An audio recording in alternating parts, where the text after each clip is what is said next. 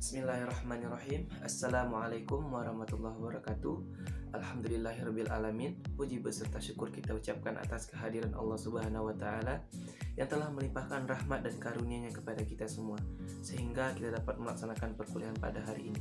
Salawat dan salam marilah sama-sama kita ucapkan, semoga kiranya disampaikan oleh Allah kepada Nabi Muhammad sallallahu alaihi wasallam dengan mengucapkan Allahumma sholli ala Muhammad wa ala ali Muhammad.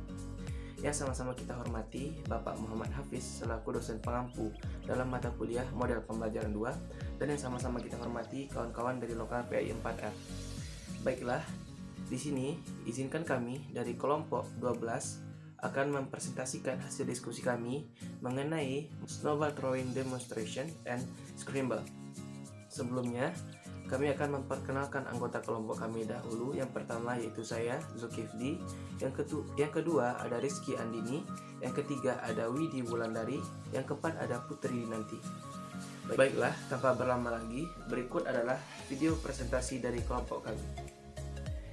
Assalamualaikum warahmatullahi wabarakatuh. Perkenalkan, nama saya Zulkifli dengan NIM 2119008.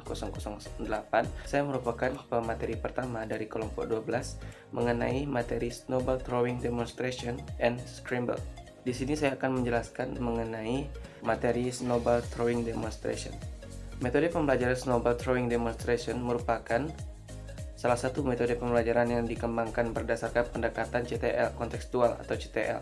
Snowball throwing yang menurut asal katanya berarti bola salju bergulir dapat diartikan sebagai metode pembelajaran dengan menggunakan bola pertanyaan dari kertas yang digulung bulat berbentuk bola, kemudian dilemparkan secara bergiliran di antara sesama anggota kelompok. Dilihat dari pendekatan yang digunakan dalam pembelajaran bahasa, metode pembelajaran snowball throwing memadukan pendekatan komunikatif, integratif, dan keterampilan proses. Kegiatan melempar bola pertanyaan ini akan membuat kelompok menjadi dinamis karena kegiatan siswa tidak hanya berpikir, menulis, bertanya, atau berbicara, akan tetapi mereka juga melakukan aktivitas fisik, yaitu menggulung kertas dan melemparkannya kepada siswa lain. Dengan demikian, tiap anggota kelompok akan mempersiapkan diri karena gilirannya mereka harus menjawab pertanyaan dari temannya yang terdapat dalam bola kertas. Metode snowball throwing adalah salah satu cara penyajian bahan pelajaran di mana siswa dibentuk dalam beberapa kelompok heterogen. Kemudian masing-masing kelompok dipilih ketua kelompoknya untuk mendapat tugas dari guru lain. Masing-masing siswa membuat pertanyaan yang berbentuk seperti bola atau kertas pertanyaan, kemudian dilempar ke siswa lain yang masing-masing menjawab pertanyaan dari bola yang diperoleh. Adapun langkah-langkah metode pembelajaran snowball throwing adalah yang pertama atau poin A, yaitu guru menyiapkan materi yang akan disajikan. Poin B, selanjutnya membentuk kelompok-kelompok dan memanggil ketua dari setiap kelompok untuk memberikan penjelasan tentang materi. Selanjutnya, masing-masing ketua kelompok kembali ke kelompoknya masing-masing, kemudian menjelaskan materi yang disampaikan oleh guru kepada teman-temannya. Kemudian, setiap siswa diberikan satu lembar kertas kerja untuk menuliskan satu pertanyaan saja yang menyangkut materi yang sudah dijelaskan ketua kelompok. Kemudian kertas tersebut dibuat seperti bola, dilempar dari satu siswa ke siswa lain selama 15 menit. Setelah siswa dapat satu bola atau satu pertanyaan, diberikan kesempatan kepada siswa untuk menjawab pertanyaan yang ditulis dalam kertas secara bergantian. Selanjutnya kita sebagai guru itu mengevaluasi, dan kegiatan selanjutnya yaitu penutup. Sekianlah penyampaian materi dari saya. Selanjutnya akan materi kedua, yaitu mengenai kelebihan dan kekurangan pembelajaran snowball throwing, akan disampaikan oleh rekan saya Putri Dinanti. Assalamualaikum warahmatullahi wabarakatuh. Nama saya Putri Dinanti dengan NIM 2119024. Baiklah, saya akan mempresentasikan makalah kelompok saya tentang kelebihan metode pembelajaran snowball throwing. Yang pertama yaitu dapat melatih kesiapan siswa karena kegiatan siswa tidak hanya berpikir, menulis, bertanya, atau berbicara. Akan tetapi mereka juga melakukan aktivitas fisik yaitu menggulung kertas dan melempar ringkasnya pada siswa lain. Dengan demikian, tiap anggota kelompok akan mempersiapkan diri karena pada gilirannya mereka harus menjawab pertanyaan dari temannya yang terdapat dalam bola kertas. Yang kedua, siswa saling memberi pengetahuan. Adapun kelemahannya, metode pembelajaran show ball drawing ini yaitu yang pertama, pengetahuan tidak harus hanya berpusat pada pengetahuan siswa. Yang kedua, tidak efektifnya untuk pertanyaan yang tertulis dalam kertas terbentuk bola secara bergantian.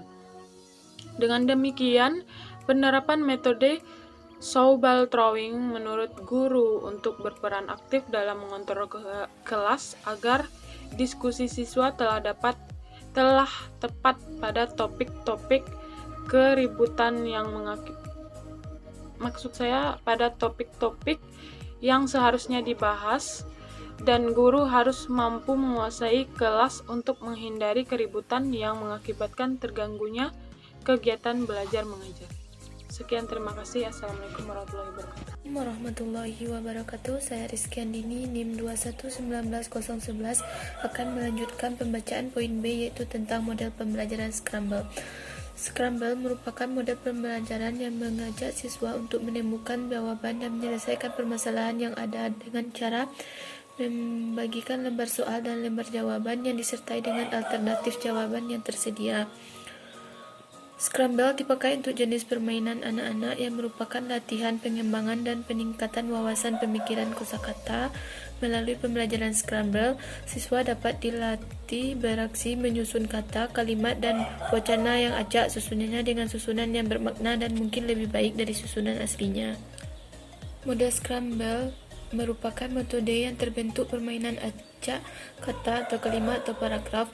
Pembelajaran kooperatif metode Scramble adalah sebuah metode yang menggunakan penekanan latihan soal berupa permainan dan dikerjakan secara berkelompok.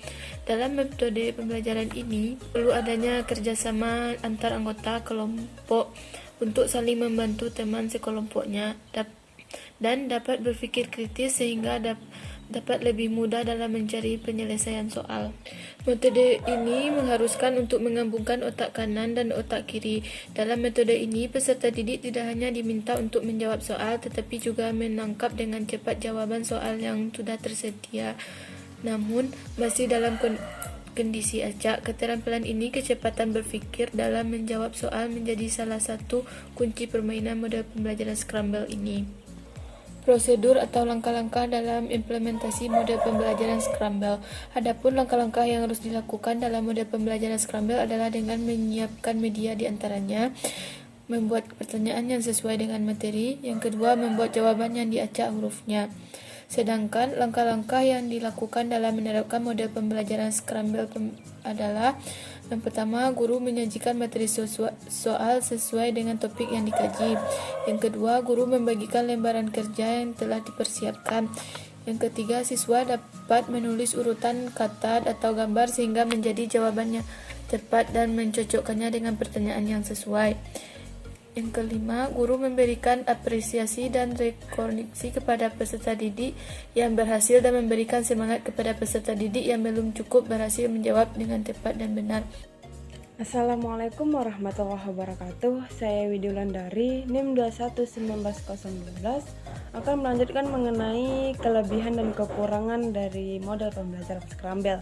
Yang pertama, kelebihannya yaitu memiliki pembelajaran Scramble memungkinkan siswa untuk saling belajar sambil bermain. Mereka dapat berinteraksi sekaligus belajar dan berpikir. Yang kedua, selain membangkitkan kegembiraan, melatih keterampilan, tentu model ini juga dapat memupuk rasa solidaritas dalam kelompok. Yang ketiga, materi yang diberikan melalui salah satu metode permainan biasanya lebih mengesankan dan sulit untuk dilupakan bagi peserta didik. Yang keempat, yaitu sifat kompetitif. Dalam metode ini dapat mendorong peserta didik berlomba-lomba untuk maju. Selanjutnya, yang kedua, yaitu kekurangan daripada model pembelajaran Scramble. Yang pertama, pada pembelajaran ini terkadang sulit dalam merencanakan karena terbentur dengan kebiasaan siswa belajar. Yang kedua, terkadang dalam mengimplementasikannya memerlukan waktu yang panjang sehingga guru sulit menyesuaikan dengan waktu yang telah ditentukan. Yang ketiga, selain kriteria keberhasilan belajar ditentukan oleh kemampuan peserta didik menguasai materi pelajaran, pembelajaran ini akan sulit untuk diimplementasikan guru. Selanjutnya yaitu bagian manfaat dalam menerapkan model pembelajaran Scramble. Manfaatnya bagi peserta didik yaitu siswa mencari pengalaman sendiri dan langsung mempelajari sendiri, berbuat sendiri akan mengembangkan seluruh aspek pribadi siswa, memupuk kerjasama yang harmonis di kalangan para siswa, yang pada gilirannya dapat memperlancar kerja kelompok dan siswa belajar dan bekerja berdasarkan minat dan kemampuan sendiri, sehingga sangat bermanfaat dalam rangka pelayanan perbedaan dari individual. Sedangkan manfaatnya bagi guru yaitu memiliki peran yang sangat penting dalam menciptakan suasana pembelajaran yang dapat mendorong siswa untuk mengembangkan pemahaman dari konsep siswa tersebut. Sekian yang dapat saya sampaikan. Salah janggal mohon maaf. Wassalamualaikum warahmatullahi wabarakatuh. Demikianlah presentasi dari kelompok kami. Apabila ada kesalahan kata dan perbuatan, kami mohon maaf. Kami akhiri. Assalamualaikum warahmatullahi wabarakatuh.